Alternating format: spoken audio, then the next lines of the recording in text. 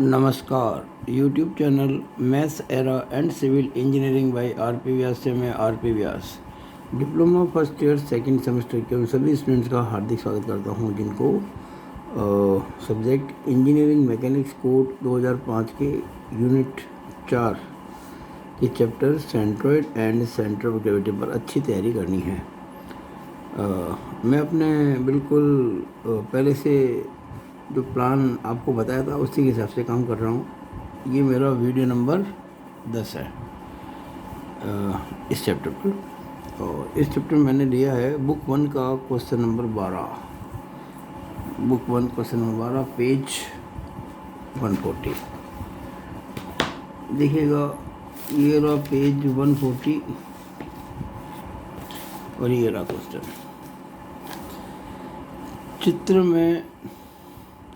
चित्र में दर्शाए गए समतल के केंद्र की स्थिति संदर्भ रेखाओं AB व AC से ज्ञात कीजिए। We have to find the position of centroid of the area given. ये जो है ना शेडेड एरिया, इसकी बात चल रही है। We have to find the position of centroid of the given area with reference to the reference lines AB and AC।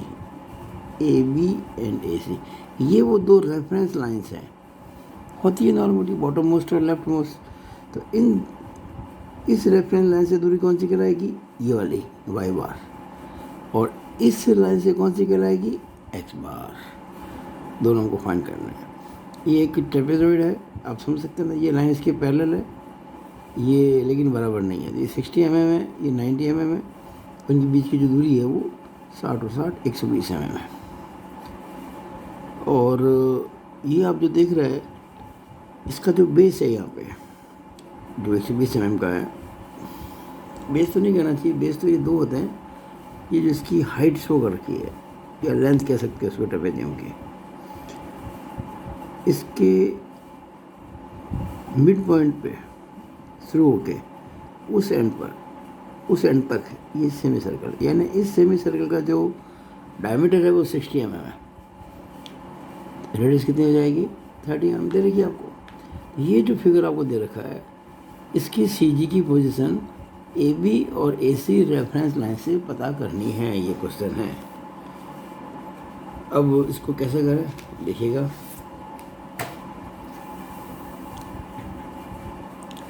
देखिए, ये मैंने अपनी ओर से एक लाइन एक्स्ट्रा खींच दी, C से लेके C से खींची जो DB पर परपेंडिकुलर है, यानी जो C लाइन है it is perpendicular on BD। इसको मैंने E को रेड से लिखा क्योंकि E पॉइंट आपको क्वेश्चन में दिया था, क्वेश्चन में गिवन नहीं था, ये मैंने अपनी ओर से बाद में मार्क किया। और ये जो सेमी सर्कल है, इसके इस पॉइंट को मैंने F नाम दे दिया है।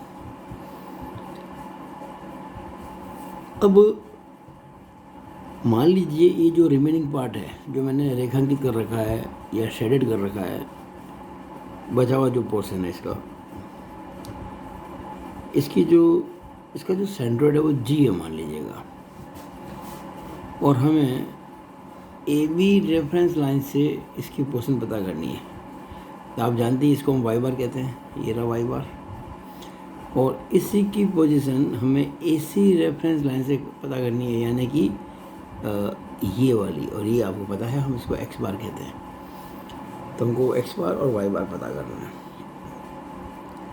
अब ये ट्रेपेजियम है पूरा, हमने इसको दो भागों में बांट दिया। एक तो ये रेक्टेंगल ABEC, और एक ये ट्रायंगल CED। अब इस पोर्शन में से इस सेमी सर्कल को देखिए काट के बाहर कर दिया, वरना यहाँ हैचिंग यहाँ पर भी होती, काट के। और ये जो हैचिंग करे ना, ये लाइन खींची हुई, ये शो करती है बचा हुआ जो सेमी सर्कल पोर्शन को काट के बाहर कर दिया। उसके बाद कौन सा बचा? वो ये एरिया है। तो इस बार हम क्या करेंगे x बार y बार निकालने में? एरिया नंबर 1, ये देखिएगा मैंने एरिया नंबर 1 जो है किसको कहा है? ABEC को, ABEC जो कि रेक्टेंगल है, आयत है। एरिया 2 किसको कहा है?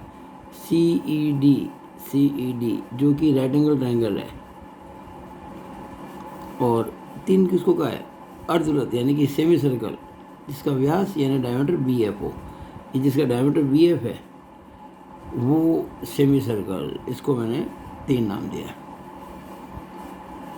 अब जो ये आपकी ये रेडियस R है इसकी सेमी सर्कल की, वो R कितनी हो जाएगी 30 mm, क्योंकि डायमीटर इसका 60 है, रेडियस 30 हो जाएगी। अब आपको इसमें काफ़ी कुछ ध्यान रहना चाहिए। जैसे सेमी सर्कल है, आप अच्छी तरह से जानते हैं कि अगर कोई सेमी सर्कल है तो ये इसकी लाइन ऑफ सिमेट्री है, CG इसी पर होगी। और ये CG मैंने आपको समझाया था कि ये जो डिस्टेंस होती है बेस से, ये 4r/3π हुआ करती है। तो ये सेमी सर्कल है, ये इसकी लाइन ऑफ सिमेट्री है, तो ये जो डिस्टेंस है इसकी CG की बॉटम से वो होगी 4r/3π।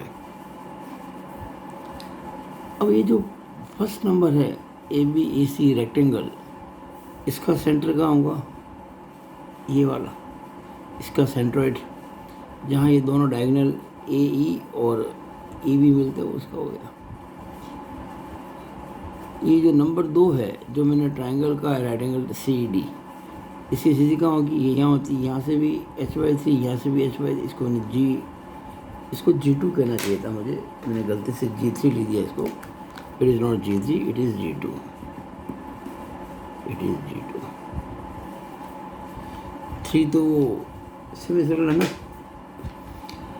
ये G2 हो जाएगा, तो ये G2। और ये जो सेमी सर्कल है इसका ये सेंट्रोइड है सेमी सर्कल का, उसको G3 कह दिया। अब ये जो G1, G2, G3 की डिस्टेंस है इधर से, वो x यानी कि x1, x2, x3, और इन्हीं की डिस्टेंस ऊपर की तरफ G1 की, ये G1 इसकी इसमें शो नहीं की मैंने, अगर इसमें शो करता तो बहुत घिचपिच हो जाती है, लेकिन समझ लो इसको, यहाँ से y1 G2 की, y2 G3 की, y3, ये मैंने कहा नहीं। अब आप एक बात ध्यान रखेंगे, इस बार 2 एरियाज को जोड़ा जाएगा, किसको, 1 को रेक्टेंगल को और ये 2 को ट्रायंगल को जोड़ेंगे तो पूरा बन गया ट्रेपेजियम। लेकिन ये पोर्शन निकाला जाएगा, माइनस करके घटाया जाएगा, इसको माइनस करेंगे। तो जो हमारे फॉर्मूले होंगे वो ये होंगे, ध्यान देना इस चीज़ को। जैसे आपको x बार निकालना तो a1 x1 plus a2 x2 minus a3 x3 upon a1 plus a2 minus a3। Similarly y बार निकालना तो a1 y1 plus a2 y2 minus a3 y3 upon a1 plus a2 minus a3। Now what is a1? Rectangle है, लंबाई into चौड़ाई, length into breadth, तो ये 120 into ये देखिए 60 है, 7200 mm²। A2 ये राइट एंगल ट्रायंगल है, ये राइट एंगल नहीं, half into base into height किसी भी ट्रायंगल के लिए, हाफ इंटू 120 इंटू ये कितना होगा, ये 90 था, ये 60 था, ये 30 हो जाएगा, लिख दिया मैंने। हाफ इंटू 120 इंटू 90 माइनस 60, ये 30 होगा, इंटू 120/2 करेंगे तो ये 1800 mm² आएगा। अब A3 निकालें आप, A3 का नहीं, सर्कल का एरिया, ये सॉरी सेमी सर्कल का एरिया, सर्कल का होता है πr², तो सेमी सर्कल का πr²/2, तो पाई 22/7 r30 2/2 सॉल्व करेंगे, 1414.286 mm², 1414.286 mm²। अब x1 x2 x3, what is x1? ये जो G1 है ना, इसकी दूरी यहाँ से, तो G1 तो ये रेक्टेंगल है, तो ये कितना 120 का आधा हो जाएगा, 120 का आधा हो जाएगा 60। 2 ये राइट एंगल ट्रायंगल है। देखिए अगर ये यहाँ से नाप द डिस्टेंस, तो यहाँ से बेस से तो 1/3 होता है, पर यहाँ से नाप रहा है तो ये 1/3 नहीं होगा, 2/3 होगा। 2/3 किसका? इस पूरी दूरी का, यानी 120 का, तो 2/3 2/3 इंटू 120 80। अब ये जो G3 है, हमें ये डिस्टेंस होती है 4r/3π यूँ वाई में, एक्स में तो सिंपल ही रहेगी। ये दूरी कितनी होगी? ये तो 60 है, और यहाँ तक है ना 60, यहाँ 60 है। और उसके बाद देखो आप, अगर मैं इसको यहाँ एक लाइन खींच दूँ तो यहाँ तक तो 60 हो गई, और फिर ये आपकी जो दूरी दिख रही है यहाँ तक, डायमीटर का आधा यानी 60 का आधा 30, तो 60 + 30 90 हो जाएगी। x3 कितना हो जाएगा 90। y1 y2 y3, y1 का मतलब रेक्टेंगल की जो सी जी है G1, इसकी बॉटम से दूरी ए बी से 60 की आधी 30। y2 ये जो ट्रायंगल दिख रहा है ना, इसकी जो सी जी है G2, इसकी बॉटम से दूरी, तो देखो ये ट्रायंगल शुरू यहाँ से होता है इस जगह से। तो हमें अगर दूरी निकालनी है इसकी, तो पहले तो ये जो है ना यहाँ से लेके यहाँ तक 60, ये तो पूरा लेंगे, और उसके बाद कितना बचा, ये 30 लिख ही लेते हैं यहाँ पे, ये 30 है,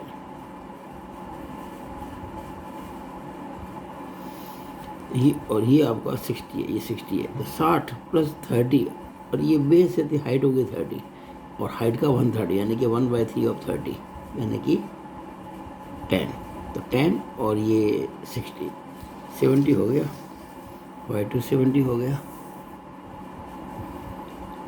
60 + 1/3 ऑफ 30। ना y3 तो ये यहाँ से बेस लाइन तो वही है ना, रेफरेंस लाइन तो ये भी है, और ये दूरी आपको पता है 4r/3π होती है, और 4r/3π हम ऑलरेडी निकाल चुके हैं।